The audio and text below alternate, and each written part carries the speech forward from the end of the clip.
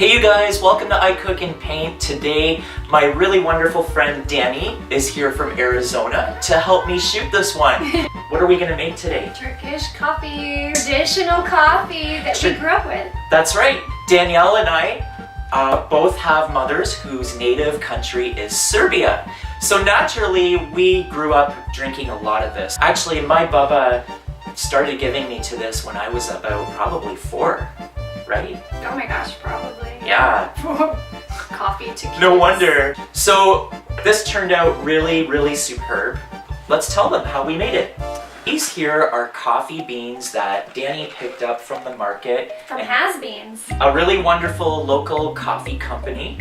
We like to grind our beans fresh, but you don't have to do this. And you know, you don't even have to use this kind of coffee grinder. You can just use an electric one, but do make sure that the coffee is finely ground. This gives you an idea of how fine the grind should be. We generally like to use 2 tablespoons per 1 cup of water. I know that sounds really strong, but this is Turkish coffee. You don't drink a lot of it.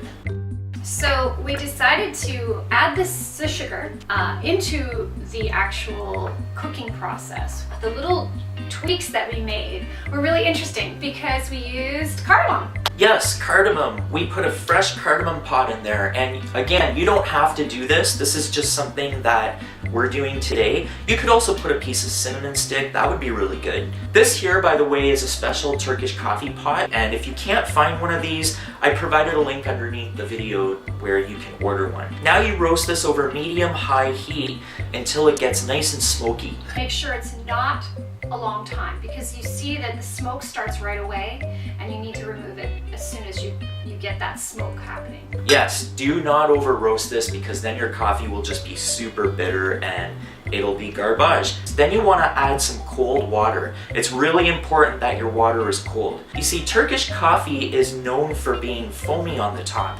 So this is the best way you're going to get that nice foam happening. You want this to come to the top whenever you boil it. And you can see how foamy that is.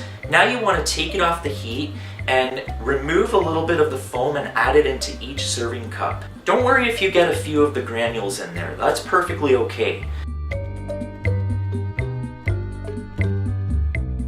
Now you want to bring this back to the heat and let it boil for a second time. So it'll come to the top again, and then you take it off the heat, and now you want to fill each cup halfway full.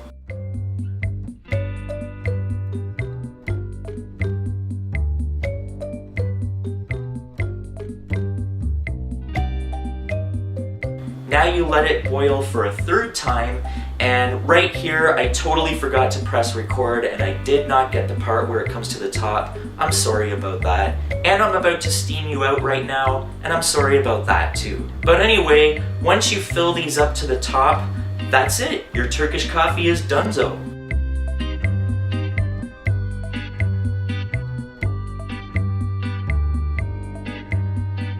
So here we go. Delicious. Oh man.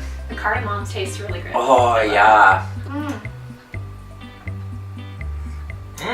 Cheers. Oh man.